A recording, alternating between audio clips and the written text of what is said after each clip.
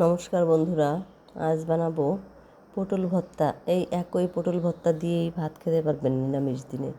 তার জন্য আমি নিয়েছি অনেকগুলো পোস্ত, কাঠবাদাম, কালো কিশমিশ, সাদা কিশমিশ, শাহি জিরা, আর নিয়েছি গোলমরিচ, 2 ধরনের গোলমরিচ, লাল আর সাদা। সবগুলো আমি এভাবে ব্লেন্ডারে দিয়ে দিলাম, আর দিলাম একটু জল। এখন আমি দিয়ে দেব কয়েকটা কাঁচামরিচ। এরপরে আরেকটা জিনিস আমি মেশাবো।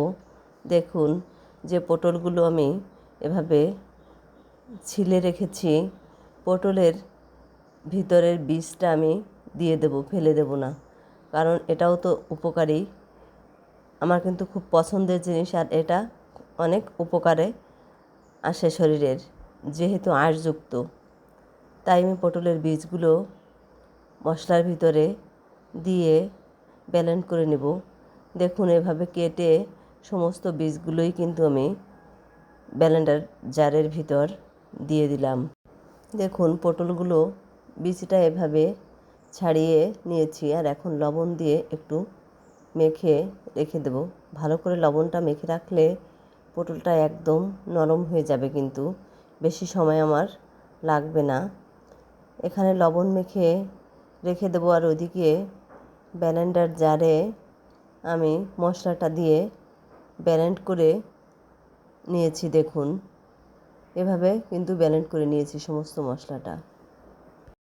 ভিডিওটা একটু স্কিপ করবেন না, তাহলে সমস্তটা বুঝতে পারবেন। এখন বাটিতে আমি পটলগুলো সুন্দর করে এভাবে সাজিয়ে নিলাম, আর উপর থেকে মশলাটা দিয়ে দেব। মশলাটা দিয়ে একটু বাটিটা ঝেঁকে একটু সেট করে নেব মশলাটা। আর মাখা লাগবে না, যেহেতু লবণ মেখে দিয়েছি।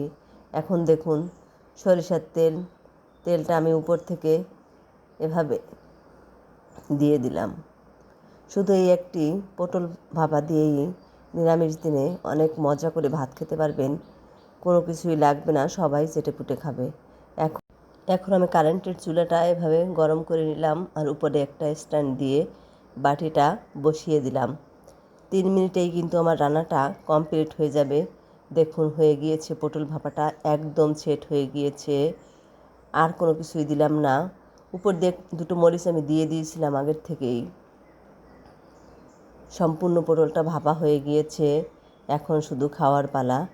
এভাবে পটল ভাপা করে আপনারা খেয়ে দেখতে পারেন, অনেক ভালো লাগবে।